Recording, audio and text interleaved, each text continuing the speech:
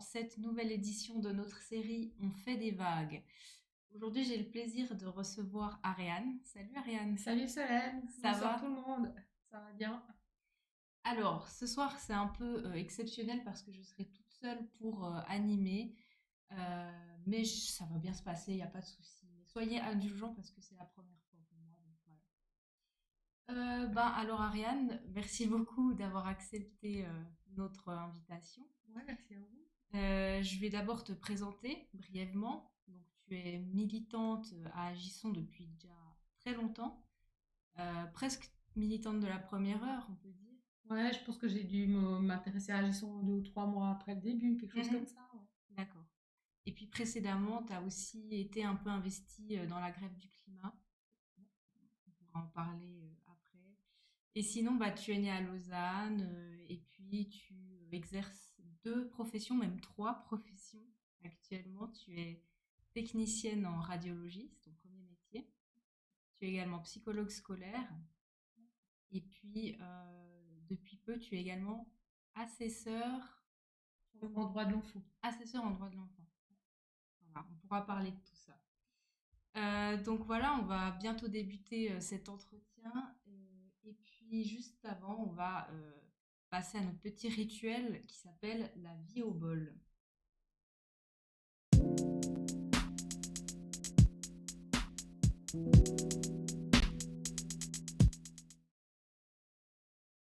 Alors, voilà un bol avec des questions et tu vas pouvoir tirer une question au hasard et y répondre. Voilà, Pour alors, débuter.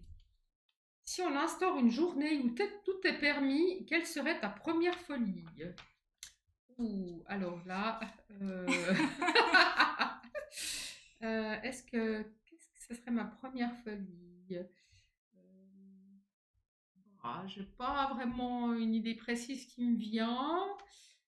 J'aurais plutôt envie de pas faire grand-chose, Ouais. ce qui serait contrastant avec ma vie un peu de tous les jours parce que j'ai toujours pas mal l'impression de courir, donc j'aurais plutôt envie de quelque chose de calme, quoi. C'est ça.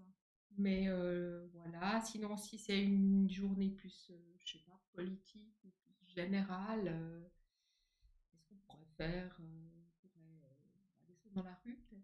Ce Mhm. serait pas mal. Ouais. Peut-être parce que j'aime bien les manifs, puis parce que je pense qu'il y a toujours matière aussi à revendiquer des choses dans la rue, donc ouais. Première folie. Aller dans la rue et Voilà, revendiquer des mais choses. avec plein de gens, ce serait vraiment bien. Ouais. Voilà.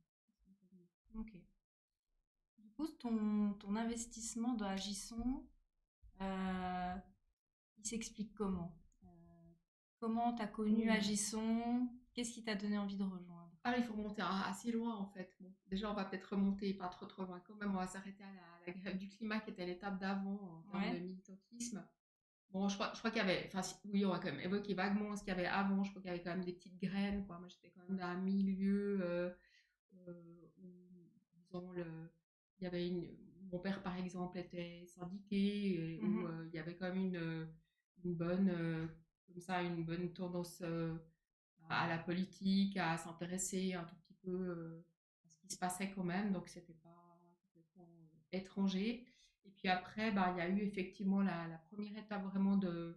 Moi, j'ai été militante parce qu'avant, j'ai été un tout petit peu dans les milieux des croissants. J'allais assez volontiers au réseau d'objection de croissance ici à Lausanne, voir les conférences ou les invités qu'il y avait de temps en temps. C'était une fois par mois et je trouvais ça chouette, quoi. Donc ça faisait déjà quelques années que j'y allais.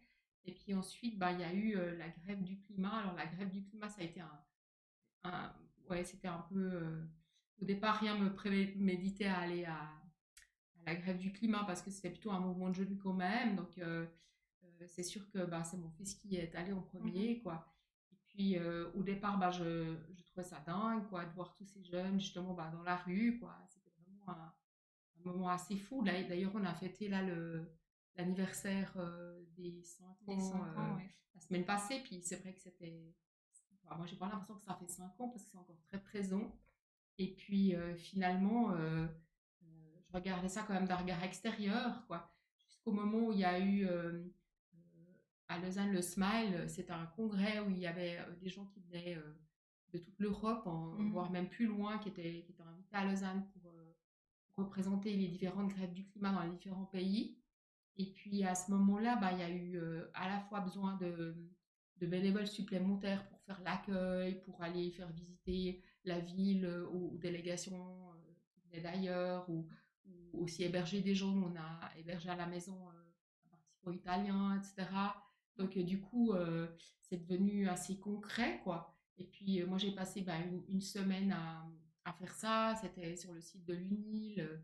J'ai trouvé ça assez dingue. Et puis quand c'était fini, j'ai encore participé un peu au rangement. Puis quand c'était vraiment fini, j'étais là, ah bah c'est trop triste quoi. Ouais. J'aurais eu envie que ça continue. Et puis après, du coup, bah, j'ai rejoint un tout petit peu quand même la grève du climat, mais d'abord un peu de façon distante quoi. Je voyais pas toujours trop comment m'investir. Et puis après, il y a eu un petit peu la campagne aussi quand il y avait Juliette qui s'était présentée au Conseil d'État. Et puis là, je me suis occupée un peu de la campagne des affiches et tout ça. J'aime assez bien quand c'est des mandats un peu concrets, moi. Ouais. Donc bah là, j'ai bien aimé. Et puis, c'était vraiment toute la période où bah, il y avait les manifs, il y avait Greta qui était venue, enfin, il y avait plein de choses à organiser, à faire. Et il y avait vraiment une bonne ambiance, quoi. Puis après, bon, il y a eu le Covid, mais voilà, jusque-là, c'était vraiment. Ça m'a fait découvrir un petit peu bah, le milieu militant de l'intérieur. Et puis, j'ai beaucoup aimé travailler aussi bah, avec tous ces jeunes, avec tous les trucs que j'ai découverts. Enfin, je trouvais que c'était hyper riche, quoi. Ouais. Donc voilà, puis après, ben, ça s'est un peu cassé la figure avec le Covid. Et puis il y a, bah, avant, tu as aussi évoqué le fait que j'avais plusieurs métiers. Moi, j'aime bien quand ça bouge un petit peu. Je m'ennuie assez vite quand c'est D'accord. répétitif ou non. Ouais. Donc finalement, après, ben, c'est un changement qui a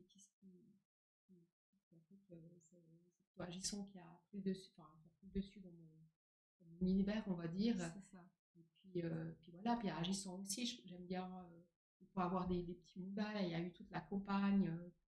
Puis, il y avait, tout à coup, ça changeait un petit peu de mode. On faisait des choses différentes. Et puis, moi, j'aime bien ça, quoi. Ouais.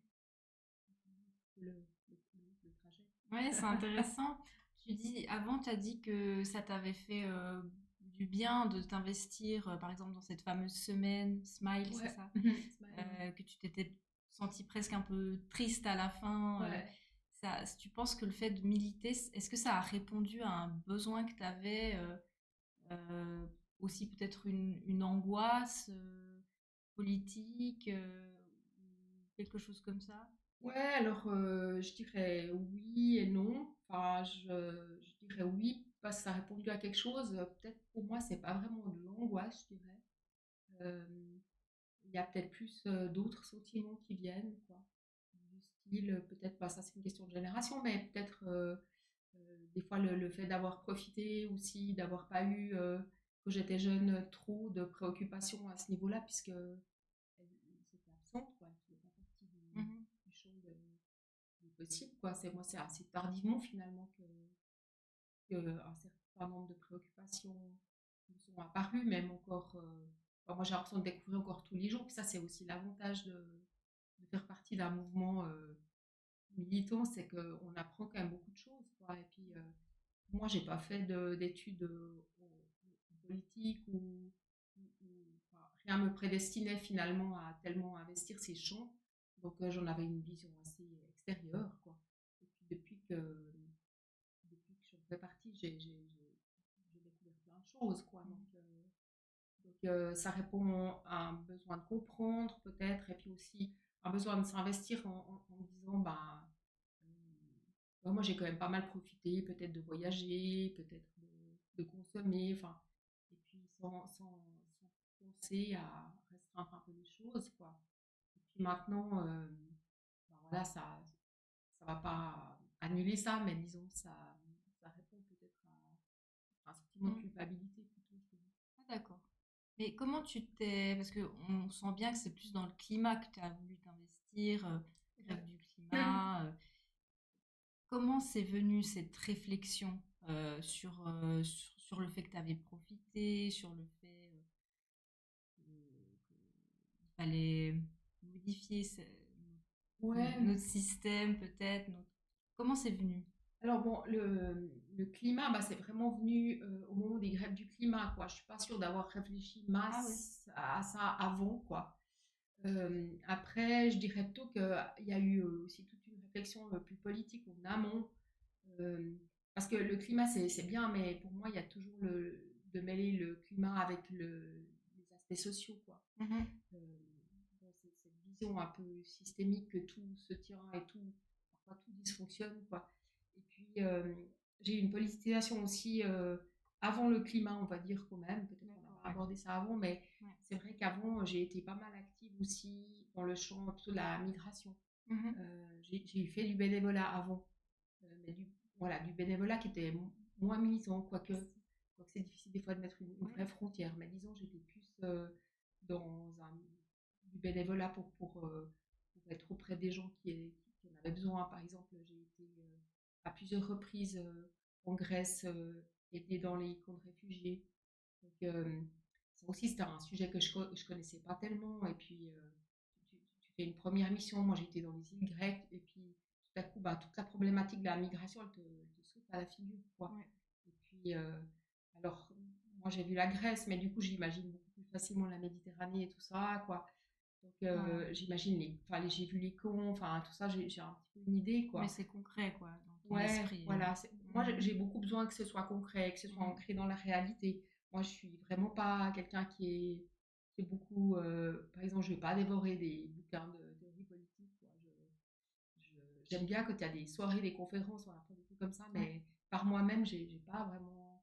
Je suis plus de quelqu'un de terrain, quoi. Ouais. Bon, Donc, après, le fait que tu ailles quand même voir des conférences, ça montre quand même que tu as un intérêt pour des réflexions. ouais. Puis ça s'est même fait en amont de ton engagement, par exemple, dans la grève du climat. Oui, oui, parce Donc, qu'il y avait un peu cet abord avec la décroissance avant. ouais, Mais disons par rapport en oui. tout cas d'entrer par exemple par le champ de la migration, comme finalement les problématiques sont liées, on sait aussi qu'il va y avoir de la migration à cause du climat, par exemple, des tas de gens vont pousser sur les routes de l'exil, il y a tous les aspects politiques aussi bah, qui sont, je sais pas, autour du pétrole ou autre, Mhm. donc enfin, c'est une porte d'entrée, je dirais, parmi d'autres, parce que tout est un petit peu lié, quoi. Et puis, après, bah, moi j'ai souvent eu une espèce de... Enfin, les choses, j'ai l'impression que se font un peu en cascade, quoi. Mhm.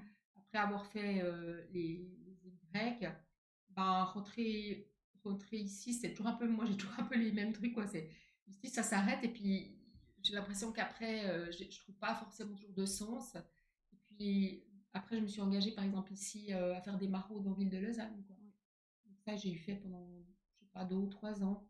Puis je trouvais que c'était aussi assez intéressant pour voir bah, la Suisse, qu'on qualifie de pays riche, qui cache un peu sa misère. Ben, on va le soir à 22 heures amener à manger dans les coins défavorisés, dans des squats ou autres. Ben, ça montre une autre image de la ville. Et puis, je pense qu'il n'y a pas grand monde qui la connaît, quoi. Mhm. Ou de temps en temps, un journaliste ou l'autre fait un article là-dessus, mais d'y aller, enfin, c'est vraiment assez intéressant, quoi. Ouais. Et puis, pour moi, c'est toujours un peu un enchaînement, quoi. C'est pas, c'est pas une cause qui est meilleure qu'une autre, mais les choses s'articulent, je trouve, Ouais. d'une certaine façon. Mhm. Tu l'as évoqué un peu avant, ton fils est également militant chez Agisson. Le D'ailleurs, présentateur habituel, quoi. voilà, bien connu de cette émission, Ouais. Aurélien. Euh, Est-ce que c'est quelque chose d'assez particulier de voir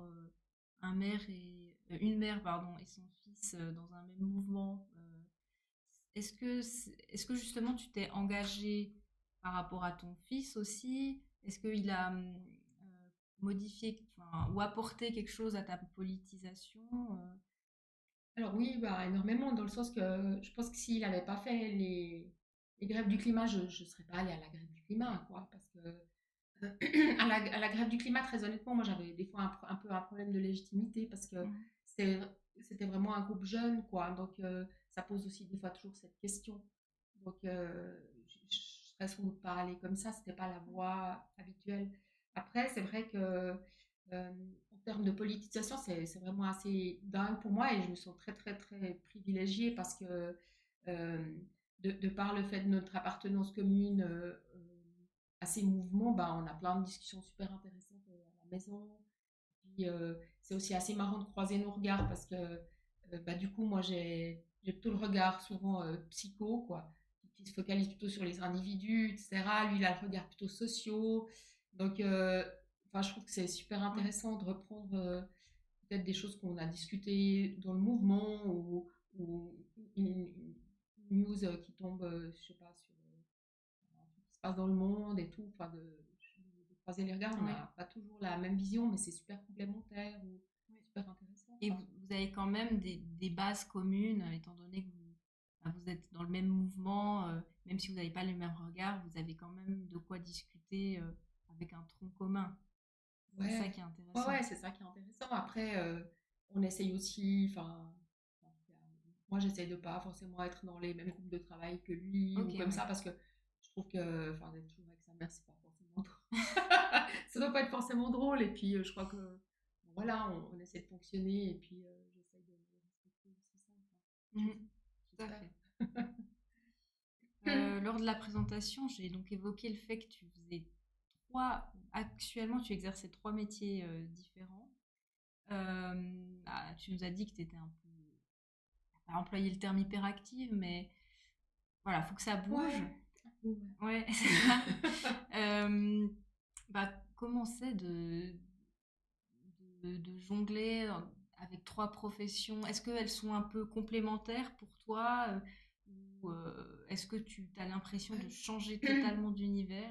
Alors non, là, c'est un peu comme je disais avant, il faut que ça s'articule, puis mes trois métiers, ils s'articulent, enfin, ils sont venus successivement Ouais. aussi dans certains contextes. Enfin, moi, c'est vrai que j'ai fait technicienne en radiologie quand j'étais jeune comme premier métier. C'était un métier qui était à la fois humain et technologique, j'aimais bien. Donc, pour ceux qui ne savent pas, technicien en radiologie, c'est les gens qui font les radios, mais pas seulement les radios, mais aussi les scanners, les résonances magnétiques, enfin, toutes sortes d'examens. Et puis, il y en a plein qui sont peut-être moins connus, qu'on fait bah, dans un service de radiologie quand on cherche à mettre au clair une pathologie ou un problème. Et bon, moi, j'aimais beaucoup ce métier au début.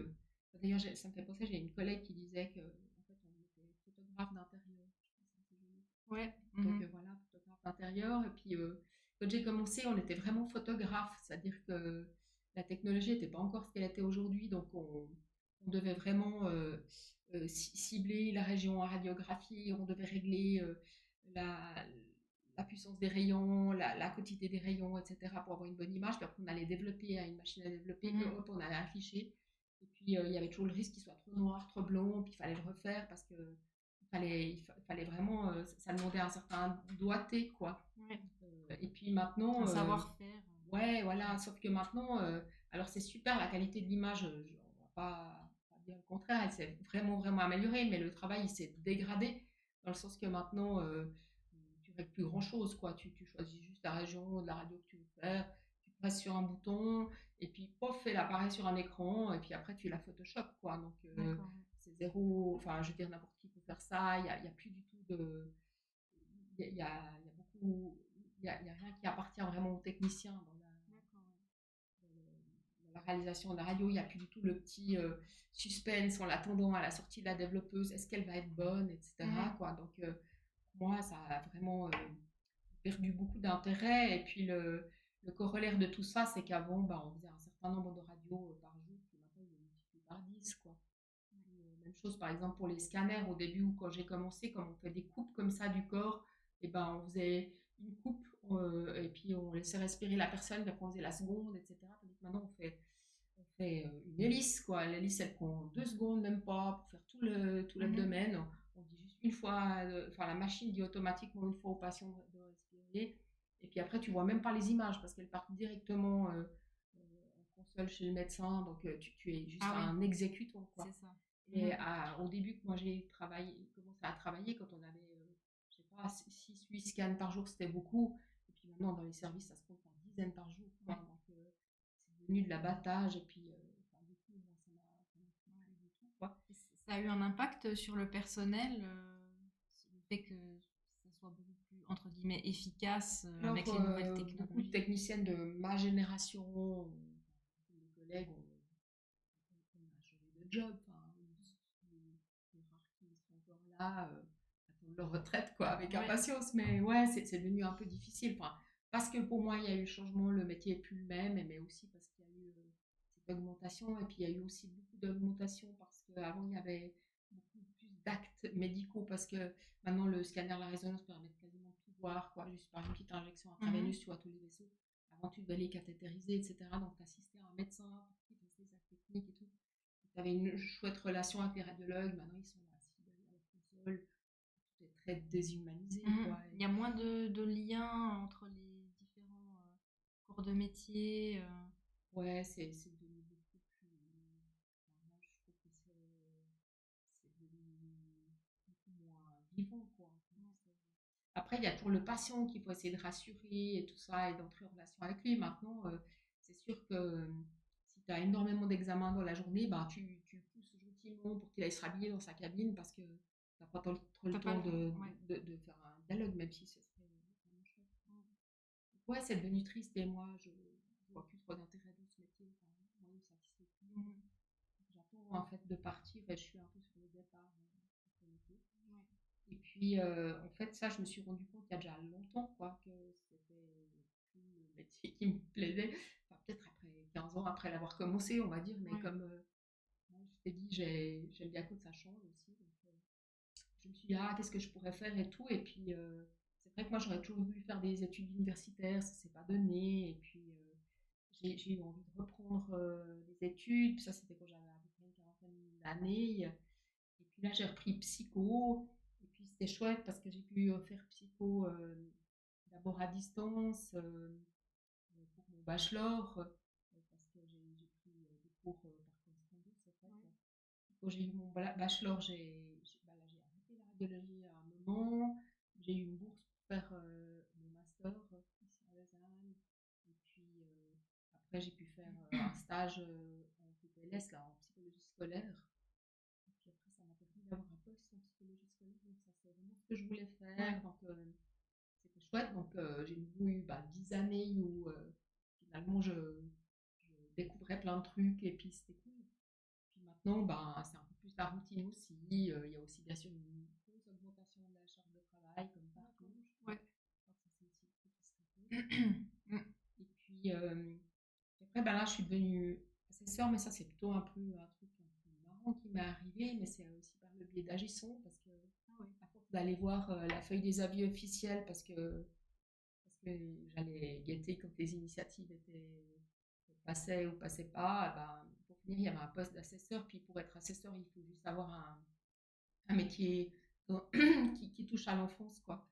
Et puis, ça me plaisait d'essayer, et puis j'avais tout à coup cette envie de faire, enfin le droit a commencé un peu à bien me plaire.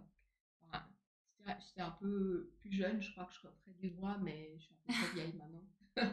Mais en l'occurrence, le droit, ça c'était tout le pont qui m'a amené à Gisson aussi, puisque j'ai fait partie de celles et ceux qui ont écrit des textes pour des textes d'initiative.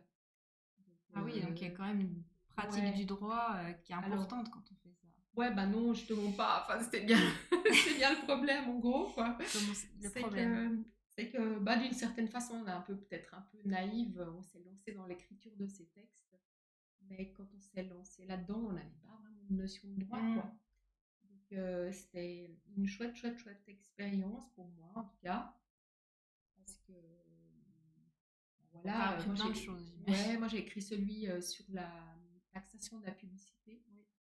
Donc, d'abord, c'était, tiens, où est-ce qu'on pourrait l'écrire, dans quoi est-ce qu'on va l'écrire dans une loi, dans la Constitution. Alors, on feuillette un peu, ah ouais, là, ça irait bien, comment on va rédiger tout ça. Puis, en fait, c'est pas tout simple quand on n'a pas, c'est pas notre métier, quoi. Mais c'était assez riche de voir aussi ce côté, enfin, là aussi, la Suisse, on dit, oui, c'est un modèle de démocratie, et puis c'était assez marrant de voir comment finalement on peut croire que tout le monde peut écrire une initiative, mais les faits, c'est pas si vrai que Ça ça parce demande que, quand même des voilà. ressources assez particulières et Alors, effectivement, c'est... ouais, c'est ça, il faudrait idéalement, et puis ça pose toute la question, je trouve, de est-ce que si finalement tout le monde ne peut pas écrire des textes, est-ce que c'est si démocratique? Et puis, si ensuite ces textes ils se font attaquer de toutes parts, s'il y a des recours, est-ce que c'est toujours aussi démocratique s'il faut engager des avocats et tout pour défendre les textes? Donc, ça, c'était aussi un peu la découverte de tout ça, quoi. Ouais. C'était de se dire finalement, moi j'ai pas l'impression que ce soit, ouais, enfin, que finalement le facteur argent vient quand même contrecarrer tout ça. Et puis, bah, ça fait partie des découvertes. Le facteur argent, c'est-à-dire... Ah, je pense que déjà lancer des textes, on a l'impression qu'il suffit juste de prendre son stylo puis d'écrire. Ouais, Mais en même temps, il va y avoir 36 étapes, toujours. Ben, d'abord, ici dans le canton de Vaud, on les soumet d'abord au juriste de l'État de Vaud avant qu'elle passe au Conseil d'État. Donc, il y a des allers-retours. Tout à coup, ils vont nous demander de changer peut-être un article ou des choses comme ça. Et en l'occurrence, si tout à coup il faut faire des changements et puis qu'on n'a pas de notion de droit, il va falloir peut-être se renseigner auprès d'avocats. Donc, là, ça va engager des frais. Et effectivement. puis, si ensuite on a par exemple un recours, on va devoir contre-argumenter. Ça peut aussi être des frais avancés d'avocat. Et puis, il y a toujours différents Mm. échelons. S'il y a un premier recours, est-ce que ça vaut la peine de faire encore un deuxième recours au tribunal fédéral? Est-ce qu'on va mettre de l'argent là-dedans? Enfin, ça, c'était aussi une grande découverte, comment finalement peut-être des mouvements puissants qui ont envie de réduire des gens au silence peuvent aussi lancer des recours en sachant que finalement ça va peut-être décourager ou que ça Ouais. va peut-être épuiser ou que ça va peut-être finalement bah, faire cesser des pratiques. Ouais. Quoi. Donc enfin, voilà, moi j'ai trouvé que c'était... En tout cas, de voir cet envers du décor, c'était trop bien. Quoi. Ouais. Encore une fois, tu Ouais. as aimé te confronter au terrain, au concret, Ouais. pour voir au-delà de la théorie, effectivement. Ouais, effectivement, c'était une grande chance parce que je pense que enfin, c'est pas tous les jours qu'on écrit un texte d'initiative et puis ça se fait dans le cadre de certains partis, dans le cadre de certains syndicats ou autres, mais bah, souvent bah, ils ont des conseillers, etc. Mm. Mais de se retrouver comme ça, comme simple citoyen à écrire un texte, c'est assez chouette. Quoi. Avant, tu as évoqué, je reviens un peu à la partie précédente, tu as évoqué que ton métier de psychologue scolaire était devenu plus dense, une charge de travail plus Mhm. importante. C'est quelque chose que tu remarquais dans à peu près tous les corps de métier d'ailleurs. Comment concrètement ça se traduit Bah, ça se moins de traduit. personnel qui t'accompagne Alors, bon, il y a plusieurs facteurs qui font ça. C'est qu'il Mhm. y a déjà les postes à l'État de Vaud, ils sont bloqués depuis un certain temps, donc très peu augmenté, en tout cas pas comparativement à la démographie. Voilà. Donc, je crois que ça faisait, là, ils ont créé quelques micro-postes, mais ça faisait pas loin de 20 ans ils étaient bloqués. Donc, Mhm. effectivement, il y a la démographie. Après, il y a maintenant le concept, c'est de faire l'école inclusive, donc de mettre tout le monde dans l'école, même des enfants qui ont des grosses difficultés, etc. Mais ça signifie qu'il faut les encadrer, qu'il faut Bien encadrer les sûr, oui. enseignants, etc. Donc, bien évidemment, ça fait aussi beaucoup plus de travail. Après, il y a toute la société aussi, je trouve qu'il y a vraiment une action sur ce qu'on voit dans l'école, parce que, bon, déjà, il y a eu le Covid aussi, avec toutes les répercussions du Covid. Je trouve qu'il y a eu beaucoup plus de violence dans les familles, etc. Il y a eu vraiment Je crois que le beaucoup Covid de choses. a augmenté, par exemple, le phénomène de violence au sein Ouais, des il y a eu des familles. huis clos quand même, comme ça, Ouais, dans les familles. Et puis, dans ok. les familles dysfonctionnelles, il n'y avait plus tellement la bulle d'aller en dehors, quoi. Il y a eu pas mal, il y a eu pas mal moi, j'ai trouvé. Après, moi, j'ai toujours la vision des patients qui viennent me consulter, mais j'ai pas les statistiques générales, mais enfin, en tout D'accord, cas ouais. de mon ressenti, ouais. Ouais, de tes observations, Voilà, ouais. ouais. Et puis moi, je travaille aussi dans une région assez pauvre, hein, qui est la région de la ville, où effectivement, des fois, il y a des familles qui travaillent beaucoup, qui viennent travailler à Lausanne, des enfants qui sont laissés parfois un peu seuls, etc. Mhm. Enfin, toutes des fois, je trouve les dérives un tout petit peu sociétales, ou euh, ce que finalement doivent endurer les personnes qui ont un petit peu moins qui sont moins favorisées, et ben voilà, c'est les gens qu'on va le plus facilement voir Ouais. en consultation. Et puis on voit que la, que les inégalités se creusent, et puis les familles qui sont un petit peu défavorisées, ben, les enfants, ils ont quand même pas les mêmes. Même si on dit que l'école est ouais, équitable, et puis que tout le monde. L'égalité Ouais, des ouais, voilà, chances. l'égalité des chances, bah, ça reste un leurre, quoi. Ouais. On sait que les origines vont jouer, et puis voilà, moi j'ai quand même beaucoup. Enfin, c'est quand même pas mal les patients que je vois en grande partie, quoi. Ouais. Et donc, il y a des problématiques toujours plus complexes, en fait, qui émergent, mais pas de moyens qui suivent à côté Ouais, c'est ça. pour les C'est prendre ça. en charge, Enfin, en c'est fait. surtout la pile de dossiers, Voilà. le temps d'attente. Voilà, les temps d'attente sur le canton de Vaud, ils deviennent. Quand on est parent, puis qu'on a un enfant qui est un peu en détresse, qui ne réussit pas scolairement, qui a bien besoin d'une logopédiste. Mhm. Bon, psychologue, ils peuvent encore aller consulter en privé, ça va, quoi. Mais logopédiste, par exemple, toutes les logopédistes c'est la même porte d'entrée, hein, qu'elles soient à l'école ou dans le privé, ça Privé, n'existe ouais. pas. C'est la même porte d'entrée, il y a des listes d'attente qui excèdent l'année, voire l'année et demie, quoi. Donc, Oui. donc c'est pas facile forcément d'expliquer aux parents qu'il va y avoir ça. Et, et voilà, je trouve que ça montre aussi, enfin moi j'ai toujours l'impression et avant je disais qu'il fallait que les choses s'articulent, bah, ce que je vis quotidiennement au travail, bah, finalement c'est des situations aussi, des choses qu'on dénonce en étant militant, en disant qu'il faut un bon service public, en disant qu'il faut des accès corrects, que les gens puissent vivre correctement, être scolarisés correctement, avoir des accès égalitaires aux prestations et tout ça. Et puis en fait, on voit que dans la réalité, ben non, quoi. Mhm. Donc je pense qu'il y a encore du travail, quoi. Et C'est sûr. puis ça me motive aussi parce que je vois le sens, en fait. Surtout, quoi. Ouais, tout à fait. Et parce qu'en fait, une psychologue scolaire, concrètement, quel est son rôle? C'est de faire un lien entre l'école et les parents. Est-ce qu'elle prend en charge des problématiques spécifiques qui vont émerger? Ouais, Elle fait alors le lien? on est censé travailler à plusieurs niveaux, quoi. La grosse partie vraiment de mon travail, c'est beaucoup des bilans. Parce que souvent, bah, on ne comprend pas pourquoi un élève ne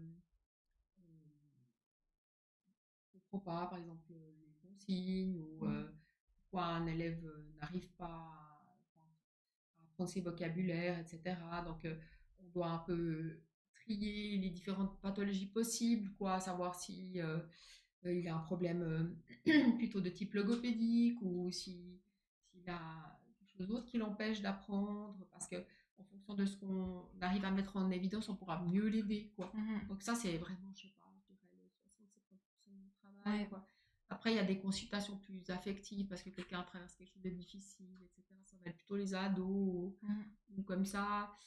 Et puis ensuite, on intervient dans les écoles. Les psychologues sont adjoints à différents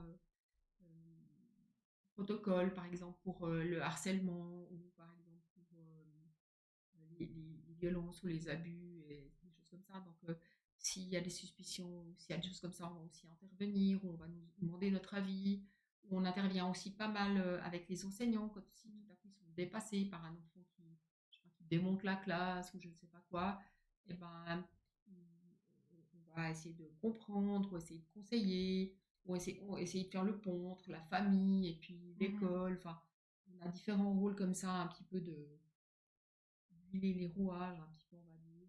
C'est ça, oui. Mais là aussi, c'est compliqué parce que quand on a des tas de dossiers en attente et puis il y a toujours un peu des trucs en urgence qui viennent, donc il faut un peu concilier les différentes choses, Ouais. quoi. Et puis on est à tout petit pourcentage parce que moi, par exemple, je suis sur 2 établissements et je suis un jour par semaine dans un établissement, 2 jours dans l'autre. Enfin, il n'y a pas un psychologue tout le temps H24 sur, Oui. enfin, je veux dire, quand l'école est ouverte, il n'y a pas tout le temps un psychologue sur place. Donc, on est là un petit peu pour faire les pompiers de temps en temps. Et puis, Mmh. c'est difficile, quoi. Il Ouais. faudrait plus de moyens. Enfin, je pense que... Est-ce que dans un monde idéal, il faudrait qu'il y ait toujours un psychologue scolaire à 24 heures sur 24 à l'école, enfin, Alors, durant l'ouverture des établissements? je pense que je pense qu'effectivement, de toute façon, plus de moyens, il faudrait. Ouais. Après, c'est vrai que quelque part, on va pas non plus tout pathologiser. Enfin, j'entends, c'est sûr qu'il faut aussi que les enseignants, ils ont quand même un peu de connaissances là autour, et puis Mmh. qu'ils peuvent se débrouiller seuls, et puis on n'a pas tout le temps besoin d'être là, et pas tout besoin de mettre tout dans la case si, j'entends. C'est vrai, oui. Maintenant, c'est vrai que ne pas pouvoir répondre à des demandes, ça, c'est problématique, quoi. Donc, si on était plus, enfin, si on était plus, on prépare trop les gens déjà. Ouais, et puis ça pose des vraies questions de santé publique. Enfin, avant, tu disais que ça peut prendre une année et demie avant d'avoir un rendez-vous chez une logopédiste, par exemple, Mhm. euh, à des âges où l'enfant Ouais, se développe, où c'est urgent en fait, parce que ouais. chaque semaine, chaque mois compte. Ouais, ouais, alors ça c'est juste. Maintenant, c'est vrai que cette problématique, je pense qu'elle est un petit peu à tous les niveaux, hein. Mm. J'entends que ce soit au niveau de la justice, ou des fois il faut du temps pour pouvoir aussi régler un dossier, que ce soit au niveau, j'ai entendu encore, bah, il y a eu récemment des foyers qui ont été fermés ici sur le canton de Vaud parce qu'il n'y avait pas assez d'éducateurs, quoi. Ouais. Ça veut dire que les enfants qui étaient dans ces foyers, ben, je sais pas, on les a mis. Et puis en plus, typiquement, pour mettre un enfant au foyer, maintenant, sur le canton de Vaud, il faut presque 6 mois. Donc, c'est-à-dire qu'un enfant qui a besoin d'aller au foyer, là, a besoin d'aller au foyer, quoi. Il n'a Ouais. pas besoin d'aller au foyer dans 6 mois, quoi. Donc, ça, je trouve que ça pose un problème. Il y a aussi des problèmes, typiquement, il y a des enfants qui peuvent pas voir directement leurs parents, parce que soit les parents sont fâchés de ça, puis on doit mettre en place ce qu'on appelle des points rencontres, c'est-à-dire un endroit où il va pouvoir y avoir l'enfant puis son parent, mais aussi quelqu'un qui surveille pour que ça se passe correctement. Et ben là, il faut 6 mois pour organiser ça. Ouais. Ça veut dire que pendant 6 mois, il va pas voir son parent. Et là aussi, le lien, il va complètement disparaître, quoi. Et ça, c'est dans tous les domaines, en fait, C'est que c'est un petit peu comme ça. Et c'est vraiment triste, quoi. Et ça, c'est vraiment enfin, le service public, quoi. voilà. Et ça, c'est quelque chose qui t'a aussi poussé à militer, voir de tes propres yeux le démantèlement du service public. Alors oui et non, dans le sens que c'est peut-être plutôt, enfin c'est toujours un peu la poule et l'œuf, quoi. Je sais pas si Ouais. c'est parce que j'ai vu ça, mais c'est plutôt parce que j'ai milité que j'ai compris que tout ça c'était une faillite de Ah oui. l'État, en fait, plutôt, je dirais. Avant, j'aurais pesté en disant que c'est possible, Mm. ouais, j'aurais peut-être pas toujours, en fait, maintenant j'ai plus cette vision comme quoi il y a ce côté systémique qui, Mhm. qui est en faillite un peu c'est chaque fois le même modèle que tu peux transposer, Ouais. quoi. Et puis c'est chaque fois pour faire des économies finalement. Et puis c'est chaque fois parce que finalement il y a peu de, comment ça, de- d'intérêt qui est mis sur l'individu, ou sur le fait que les gens aillent bien, ou sur le fait que les gens se réalisent ou s'épanouissent, mais c'est plutôt le focus qui est mis sur le fait que l'économie doit fonctionner, quoi. Mhm. Donc des psys dans les écoles, des logos et tout ça, ça rapporte rien, quoi. Ouais. Donc c'est sûr que c'est pas là-dessus qu'on va mettre le focus. Et je trouve ça personnellement ouais, vraiment détestable. Et puis plus ça va, plus je me rends compte, ben, que c'est toujours chaque fois le même modèle, et c'est vraiment bluffant de voir comment finalement l'intérêt des gens, des familles est Mm. considéré, quoi. disais, c'est le fait d'avoir milité, donc qui plus t'a donné une grille de lecture Mhm. par rapport à cette situation, qui t'a permis d'avoir une vision d'ensemble de voilà, le démantèlement du service public, c'est effectivement quelque chose qui touche énormément de domaines. Euh, Est-ce que tu penses qu'il y a quand même des moyens, en étant confronté à ça sur le terrain, de, de, de prendre conscience de ça, peut-être en se syndiquant, ou bien est-ce que est-ce qu'il faudrait essayer de repolitiser justement ces questions à travers Ouais. Alors moi, je pense que se politiser, enfin se syndiquer, c'est toujours bien. mhm, Bah, c'est bien à titre individuel déjà parce que finalement ça permet si on rencontre un problème ou si on a une question ou si, ouais, si on veut un peu bien savoir à quelle sauce on est mangé par son patron, c'est toujours bien d'être syndiqué. Après, il faudrait que tout le monde se syndique, donc on n'y est encore pas. Maintenant, ce que j'ai envie de dire, c'est que toi, tu disais, est-ce que ça changerait est-ce que ce serait un moyen de pour changer? ben, alors pour changer, ça c'est la grande Ouais. question, mais déjà pour que les travailleurs et travailleuses prennent conscience que leur situation n'est pas exceptionnelle et que tout ça fait partie en fait d'une politique Mhm. menée globalement depuis des années. Ouais, alors, mais moi, je sais pas si ça aiderait vraiment, parce que moi, j'étais syndiquée un petit peu avant, mais un peu syndiquée comme ça, parce que, peut-être je vais dire un truc débile, mais un peu comme tu prends une assurance, bah, tu te syndiques comme ça, tu Ouais, te c'est dis le ça. jour où j'ai un problème avec mon employeur, c'est bon, quoi. Moi, Voilà. c'était un peu ça, quoi. Vision assurance, Mais moi, ouais. je suis toujours passée par des phases un peu naïves avant de réaliser les trucs. Euh, Maintenant, je suis pas sûre on en prenne le chemin, quoi. Après, moi, je suis toujours un peu Mhm. épatée de voir que quand, par exemple, des parents doivent attendre une année et demie pour avoir un soin pour leur enfant, une logo par exemple, ou n'importe quoi, et ben, ils montent pas plus au créneau, quoi. Ils se battent pas plus ou ils dénoncent pas plus cet état de fait, quoi. Parce Ce serait que, une apathie. Enfin, c'est ça, on dit, on ouais, se sent tellement impuissant. après, ce qui est des fois aussi un tout petit peu triste, c'est que c'est toujours aussi. Avant, on faisait quand même un petit lien entre l'origine socio-économique des gens, quoi. Et ceux qui vont avoir les plus gros besoins sont souvent les classes socio-économiques les plus faibles, et c'est souvent ceux qui vont le moins râler, quoi, Oui, aussi. Donc, c'est vrai, oui. les parents qui sont les classes socio-économiques plus élevées vont tous se débrouiller pour peut-être aller plus redemander, etc. Enfin, Oui, oui, c'est où ils vrai. vont aller en école privée, où ils vont aller. Enfin, donc voilà, c'est des choses que je vois Mm. aussi assez régulièrement. Et donc, finalement, il n'y a pas forcément de protestation qui vient de la part des âgés. Oui. Ça aussi, je trouve que c'est problématique, quoi. Mhm. Et puis, ouais, c'est un petit peu.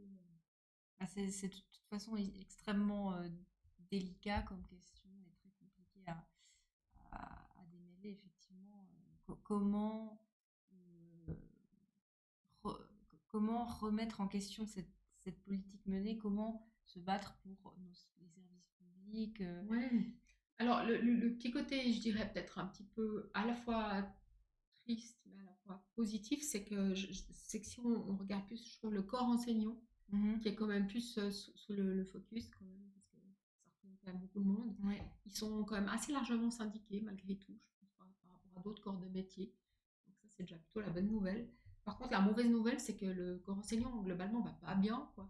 mhm. Euh, parce que parce qu'il y a de plus en plus de problèmes aussi dans les classes, avec ces différents profils d'enfants qui ont des grosses Mhm. difficultés, par exemple, ou typiquement des enfants qui arrivent à l'école enfantine, enfin, des tout petits, et puis qui ont soit pas enfin, acquis la langue, ou pas du Oui, tout acquis les codes sociaux, ou enfin, il y a vraiment des choses très compliquées qui se passent aussi à ce niveau-là.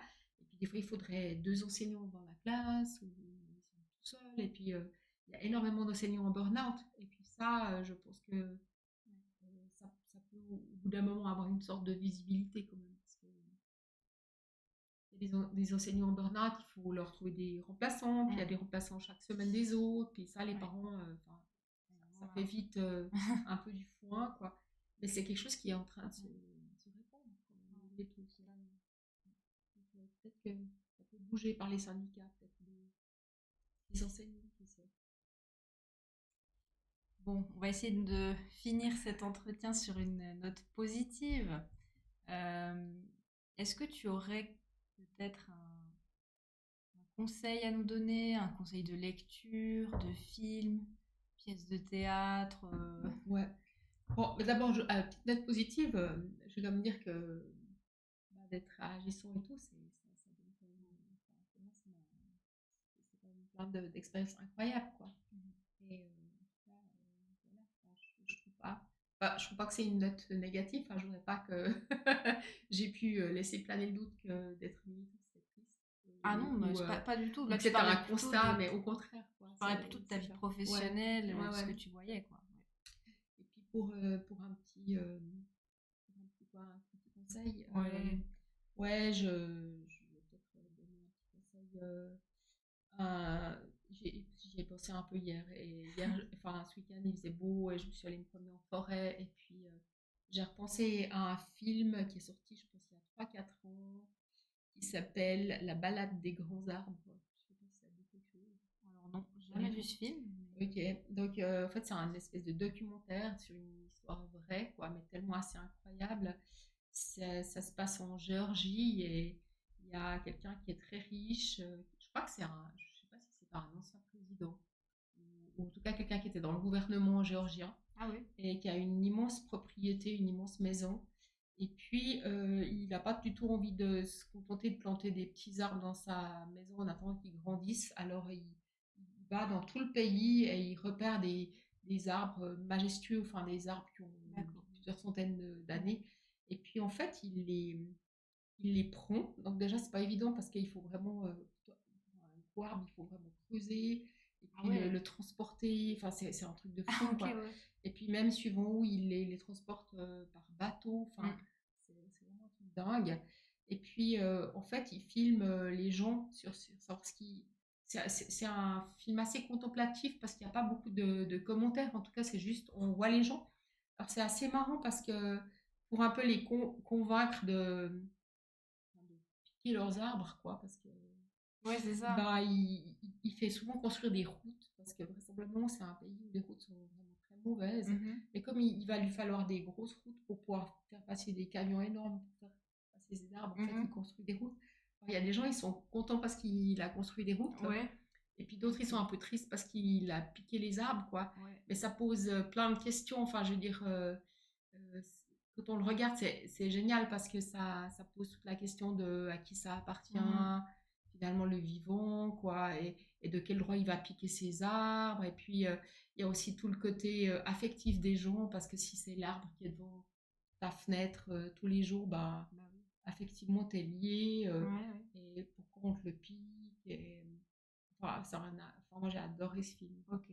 La balade des grands arbres, c'est Ouais. ça?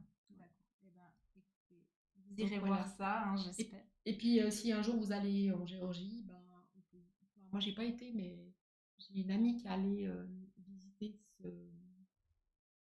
enfin, cette maison de ce gars avec ses Ah, arbres. ok, ouais. Il est toujours Donc, en vie, le gars? ouais, je crois, Ok, mais ouais. je suis très sûre. Ok. Voilà. Donc, Incroyable. ouais, vraiment. Voilà, la balade des grands arbres. D'accord.